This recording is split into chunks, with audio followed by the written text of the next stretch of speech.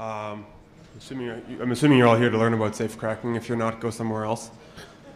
What the kind of safe cracking I'm going to be talking about is safe cracking with a trace, which means not this sort of thing. This is a safe being opened with a thermic lens at UL Labs. It's very, very flamboyant, very destructive, lots of smoke, fire, and works very quickly. But it's also not very cool because the safe doesn't work afterwards.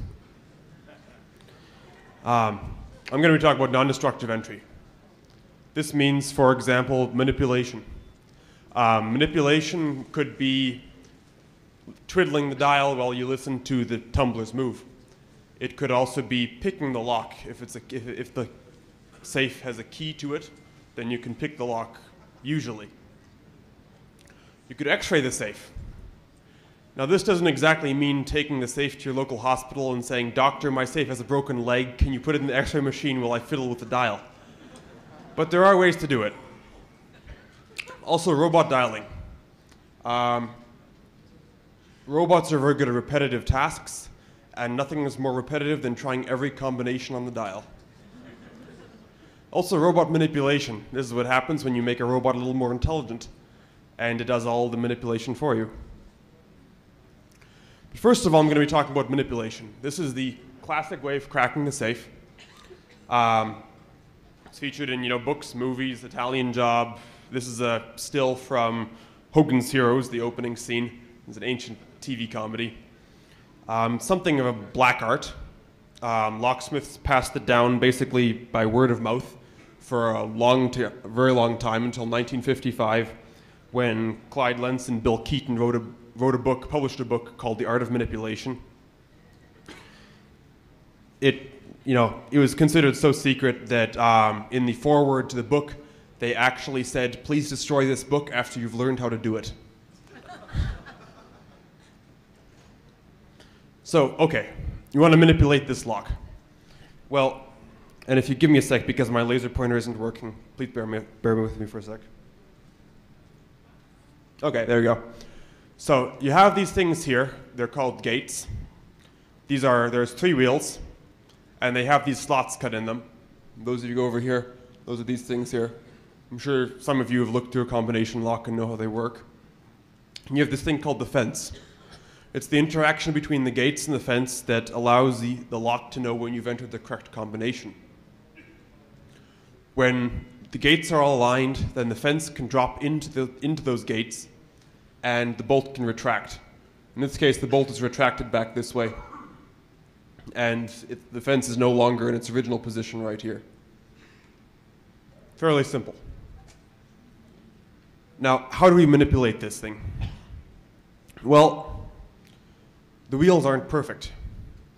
All the feedback you have to work with is what you can feel or hear from the front of the safe.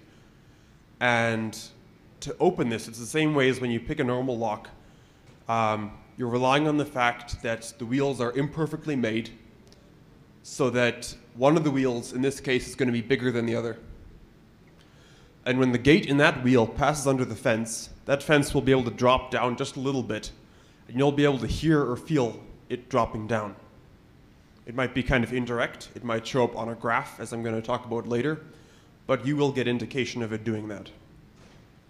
Now, back in the day, back in 1850s and wild, wild west, when everyone was blowing safes left and right, or listening with stethoscopes, we had these things called the direct entry fence, which is where the fence here was connected to the bolt bar. You had a handle on the front of the safe, which would push this bolt bar into the wheel pack, and voila, if the wheels were lined up, then this thing could go into the wheel pack, into this slot right here, which went through all the wheels, and the safe would open. The disadvantage was that if you applied a little bit of turning force to that handle and then listened, you would hear the gates in the wheels, since after all there is one wheel that's larger, and therefore you would, when that gate in that wheel passes under the fence and you're applying a bit of torque to that handle, you would hear the click as the fence dropped into that gate and then got bounced back out again as the wheels kept moving, and you would know where one of the gates was. And you could keep doing this until you'd figured out the combination to the safe, and you'd have your safe open. Now, at some point, people figured out that, hey, this is not such a good thing if people can listen to our safes and open them. So they came up with the idea of the nose and the cam. We have our fence up here. It's just a little square thing. It moves back here in the lock. And we have a nose and a cam. The cam is this large area and this large disc in the back. It's directly connected to the dial. It's the only thing that's directly connected to the dial. And it has a little notch cut in it here. We call it the drop-in area. And when the nose can drop into that drop-in area, when the nose drops into that drop-in area, only then will the fence actually touch the wheels. You can see here, the nose is resting on the cam. It's not over the drop-in area, and so therefore the fence is not actually touching the wheels and you can't hear anything. When the contact area, which is very small, is under the nose, then the fence touches the wheels briefly and tests to see if they're all aligned. You keep turning the dial, the fence goes back to this position. The solution is to look at where do we feel the increased resistance caused by the nose hitting the sides of the drop-in area. And if you come up to the lock picking skybox, you can feel this for yourself. I have a safe lock with me. It is essentially a small bump. It's all you'll ever feel while manipulating a modern safe. Because what's happening is when this nose here hits the sides, this thing gets pushed up. And because this is spring-loaded, all of a sudden this thing starts dragging along the cam where it was floating in free space earlier. And we call the points where the nose hits the edges of the drop-in area the contact points. And as the nose drops in further, as if there's, say, a gate in the largest wheel, and the fence drops down that fraction of a millimeter to the next largest wheel, these contact points will appear to get closer together. It takes a bit to wrap your head around this concept. Essentially what you can do is by looking at the width of the contact points, measure the radius of the wheel pack, and thereby determine the combination. This is again what happens. Here's in a high wheel pack.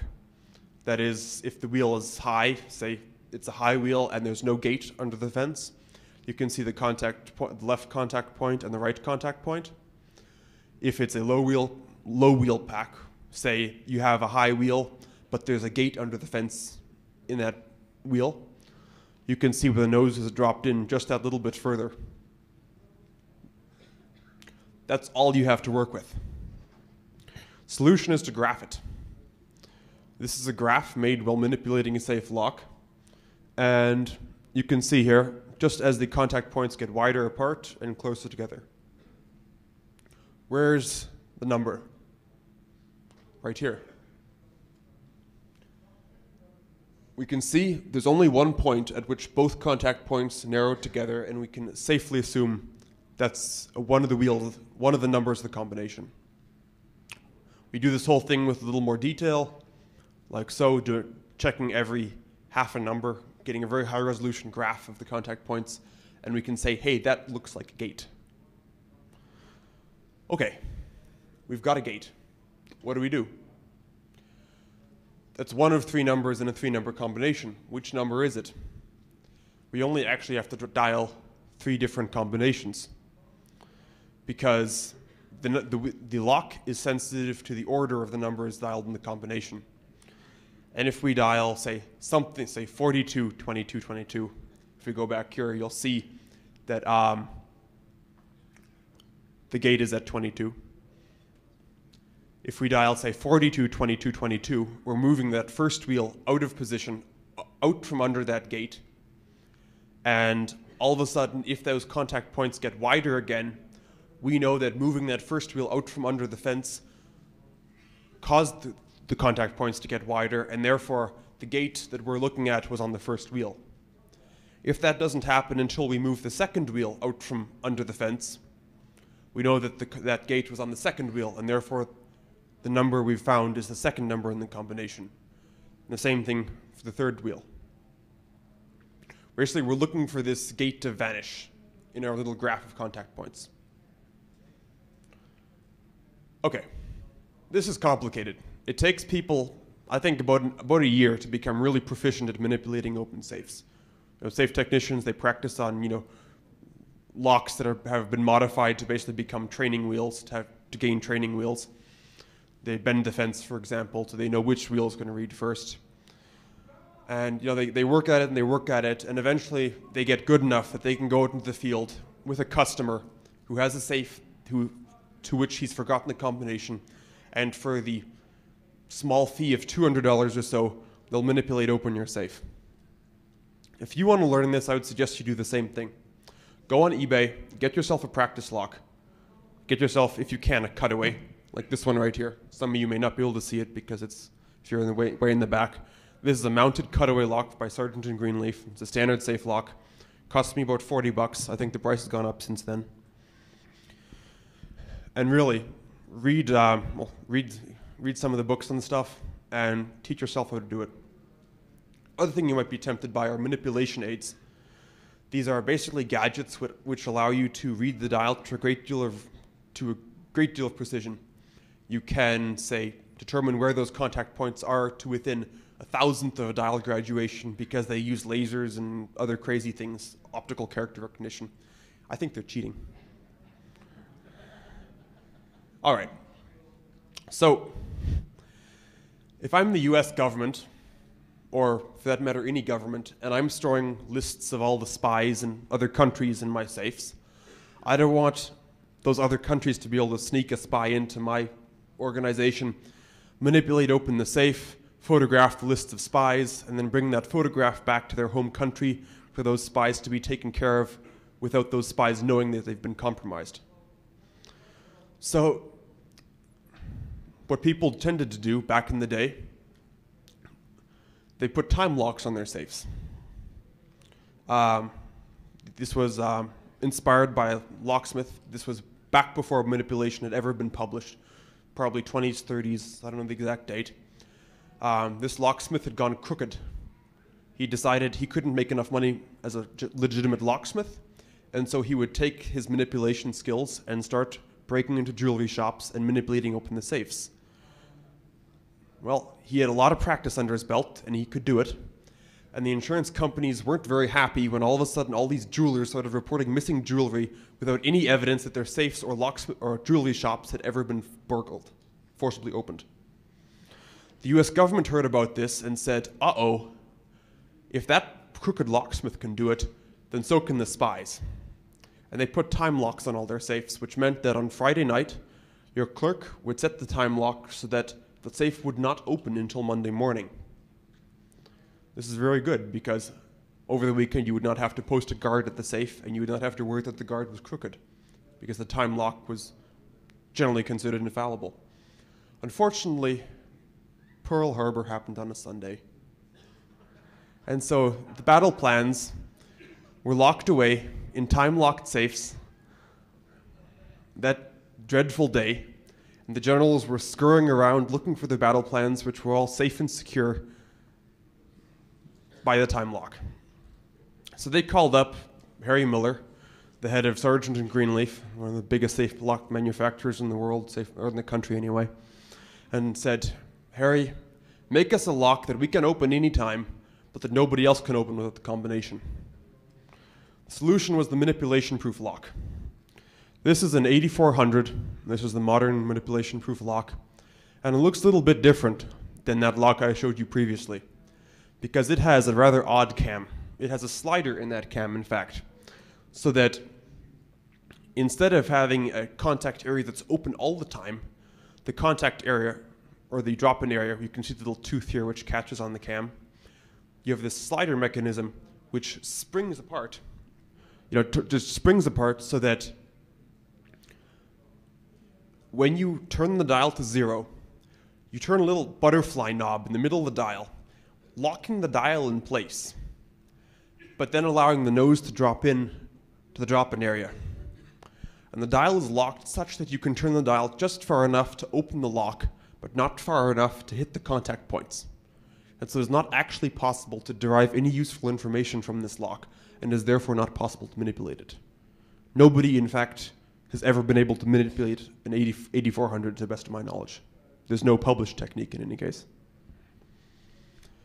Okay, so you're the KGB engineer whose job it is to figure out how to get all those lists of spies from the clutches of the CIA.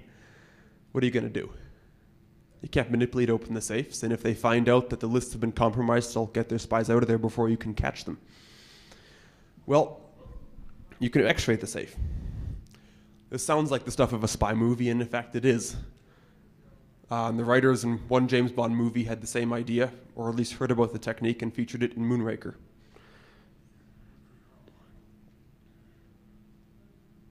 There's no sound. I haven't look it up.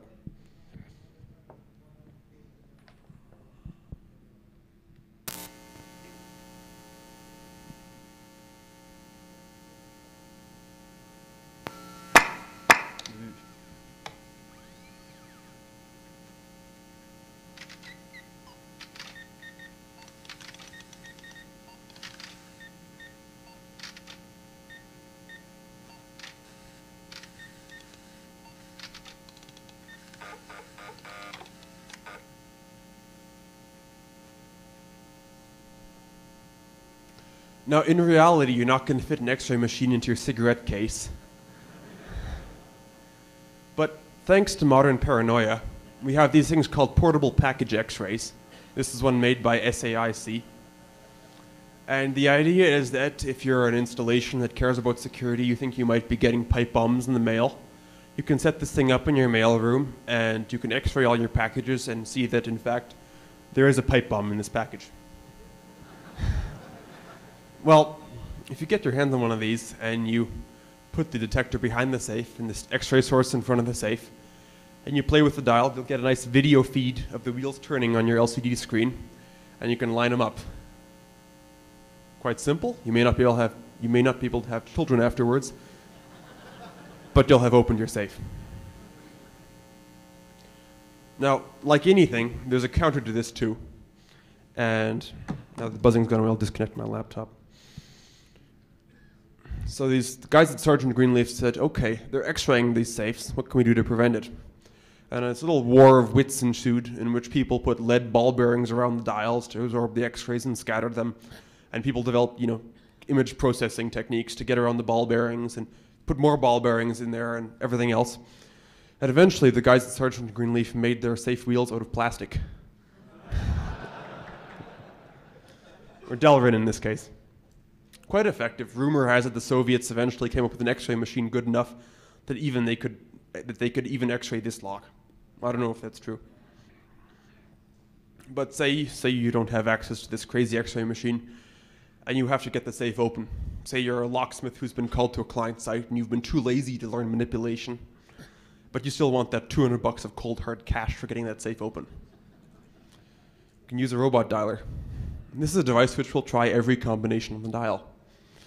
Now, there are three numbers in the average combination in your basic safe lock. And the numbers range from 0 to 100, or 1 to 100 actually, 0 to 99. So in theory, that's 1 million possible combinations to try. Rather a lot. Well, as it turns out, there are these things called mechanical tolerances. There's no such thing as a perfect lock. And in reality, there might be 100,000 or 200,000 possible combinations that you actually have to try. And if you play around with your programming and get some clever engineers, you can in fact design your auto dialer so that it doesn't have to run through every dialed combination from scratch every time. It can say dial 36, 45, 72, 36, 45, 75, 36, 45, 78, so on and so forth, without having to dial the 36 and the 45. Or whatever I said was the first two numbers, I forget. Well, okay, this will take about 4 to 40 hours, which means you come in there on Friday night when they're closing up shop and feeling frustrated because everything's locked away in the safe. You say, okay, I'll bring out my magic robot dialer. You hook it up to the safe. You come back Monday morning and the safe is open. The problem is, what if your customer is a really shady type and he figures whatever's in the safe is worth less than the robot dialer? And you don't really feel like leaving it at this particular shady's customer's premises for the whole weekend for him to play with, or his kids. You can use robot manipulation. This is the Moss Hamilton soft drill. It is a robot dialer with a brain. It has a very sensitive accelerometer mounted to the front of the safe. You can see it right here. Basically, it's a microphone. And it has a stepper motor with an opto encoder in the back right here. And a very fancy piece of A to D hardware connected to a laptop. And it will open safe somewhere in 20 to 40 minutes. You could sit there reading, your latest copy of Playboy. Now, the Moss Hamilton soft drill isn't available anymore. It was about $6,500 when it was. It's only available to locksmiths, of course. But nevertheless, the existence of things like robot dialers and soft drills made the US government very, very nervous. Because it meant that maybe you couldn't do it now, or maybe you couldn't do it with existing tools, but maybe those pesky government agents from other governments could get into those safes protected by manipulation-proof locks without leaving a trace. And so the same guys that did the Moss Hamilton soft drill came up with the solution to the problem which they'd created. The solution is this. It is an electronic safe lock called the Moss Hamilton X07. The current variation is the X09. It is considered to be impregnable because it has a couple of tricky things. First of all, you never need to replace the battery. It is user-powered. Turn the dial, it turns the generator. It has a Zener diode inside. This Zener diode, if you spin the dial too quickly with say a robot dialer, it will fry, and the lock is now dead, and you have to drill the safe. When you change direction, you're dialing 36, 45, 72. Every time you change direction, you'll find yourself in a new part of the dial. Brand new uncharted territory. You stop at 36, you'll find yourself at 17 or 82 or 96. You never know. It has a true 1 million possible combinations. There's no such thing as tolerances in a CPU. They could make it 10 billion combinations if they wanted to, but that'd be one long combination to remember. It also has an audit trail. If you're feeling particularly paranoid, this lock will tell you how many times it's been opened over its entire lifetime. You write this down on the bottom of your shoe or on your palm Friday night. You come in Monday morning and you check that this number hasn't changed. If you dial continuously for 1 1/3 turns without a pause of a quarter second, the lock will shut down. When you think about it, your arm can only twist so far. But a robot dialer can twist all it wants to because it's a motor. So this thing can tell, well, a robot dialer doesn't have to stop to change its grip, but a human does. And so if it thinks you're a robot dialer, it will shut down. If you dial too quickly, if you enter the entire combination in less than 15 seconds, it will shut down.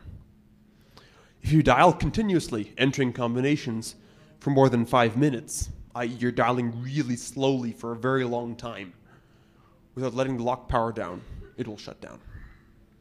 And of course, if you try 10 incorrect combinations in sequence, you have to wait a couple of minutes for this thing to reset itself. It contains an Intel designed CPU. They claim it's custom. You have a microprocessor driven by the stepper motor generator, which also gives the dial position information, I think. It has a random number generator, which it uses to do all sorts of crazy internal encryption and reseeding. Every time you change the dial turning direction, it will re-encrypt the memory. Speed-sensitive lockout display unit. You have 9 data lines going to the display. The manufacturer claims that you cannot get any useful information from those 9 data lines. There's ROM, combination storage, and the usual. It was designed before people knew about differential power analysis, but it was designed by people who did know about differential power analysis. The committee of very, very smart people put in a whole bunch of these crazy features, which I'm not going to go into at the moment, but you can get this presentation online and read them for yourself. The idea being that if you have access to any wires in the lock, anything coming out of the lock, you will not be able to determine the combination. If you open the safe somehow by breaking the lock somehow and decide you want to get the combination out of the lock so that you can set a new lock to that combination and replace the broken lock and no one will be the wiser, this lock is designed so you cannot determine the actual combination even if you have the lock in your hand. And just to make life even more of a pain in the ass, everything is potted. It's potted in a compound that has UV fluorescent particles in it that are photographed when the lock is installed and compared whenever people are feeling paranoid to the file photograph, rather than a unique fingerprint. If you made a robot dialer to open this lock, you used OCR or tapped into those data lines, to get through half the combination space would take you about 190 days. To quote the guy that was up here in the previous talk, he wrote the great book on these subjects, in reality there's no such thing as a surreptitious entry. If you don't have the combination, you're not going to get into the safe. Or you will not open the lock. You can drill the safe, but you can't open the lock. All right, so this is more or less impregnable. What about an easier way of getting into safes? What if you say you're not going into a government agency which has these things everywhere, but you just want to get the contents of a safe? And occasionally people buy safes that aren't top quality, and manufacturers make safes that aren't top quality, and they tell their design engineers, make a cheap safe. Don't necessarily make a good safe, but make it cheap so that we can get a good profit on it, we can sell it cheap, and lots of people will buy it. And as a result, there are design flaws in some safes. There is one European manufacturer, very comparatively little known, which I'm not going to name, which designed a rather nice 4-digit combination lock, so 10 or 100 million possible combinations in theory, that in fact only had 100 possible combinations. And someone who owned this safe, or sold these safes and happened to open it up, took a look inside the door and said, "There's something wrong with this lock." And he wrote a program that if you find the drop-in area, takes about 10 seconds, and enter that location, the drop-in area, into the program, it will give you the rest of the combination.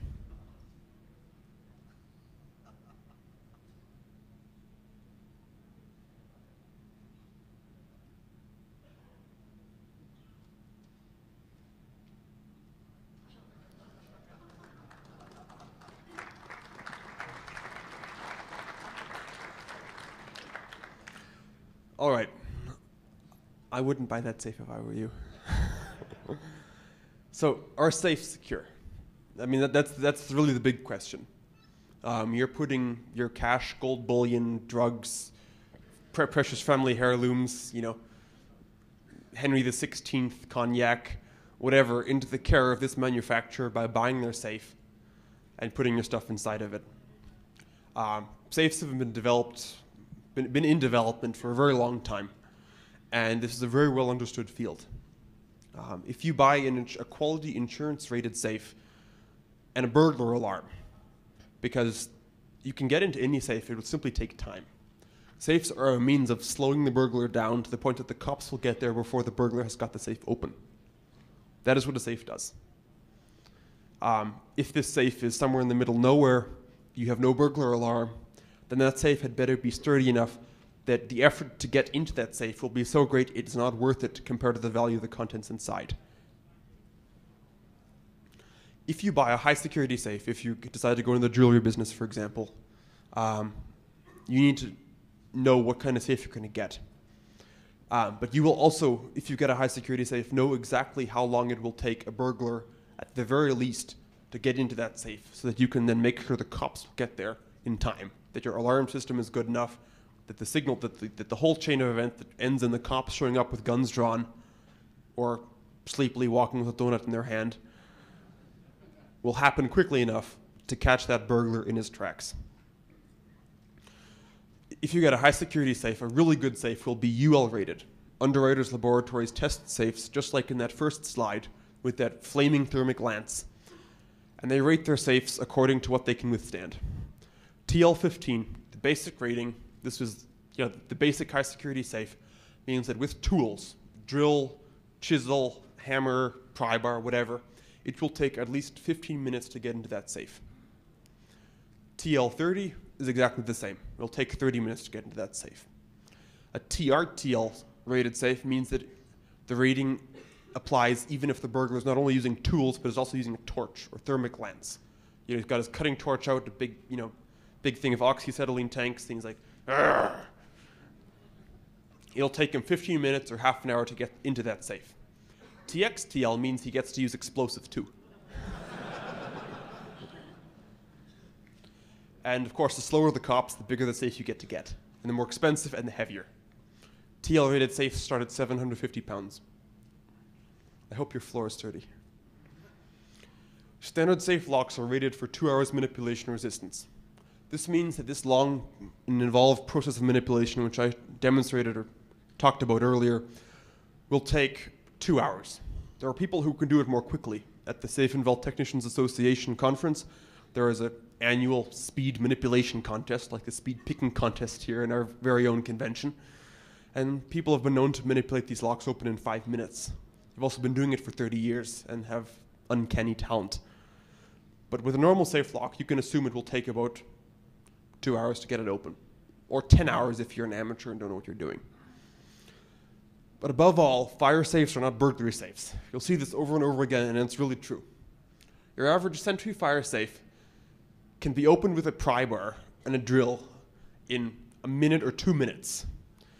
A cheap, not even fire-resistant safe can be opened with a can opener. I'm not kidding. I've seen a video. You don't want to keep your stuff in there. So buy a good safe.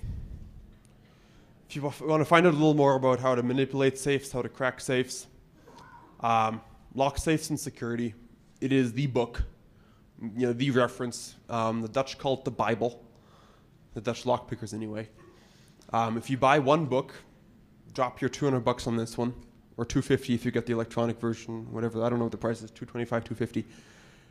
It's highly worth it. The electronic version is only $350 if you don't get it at the conference.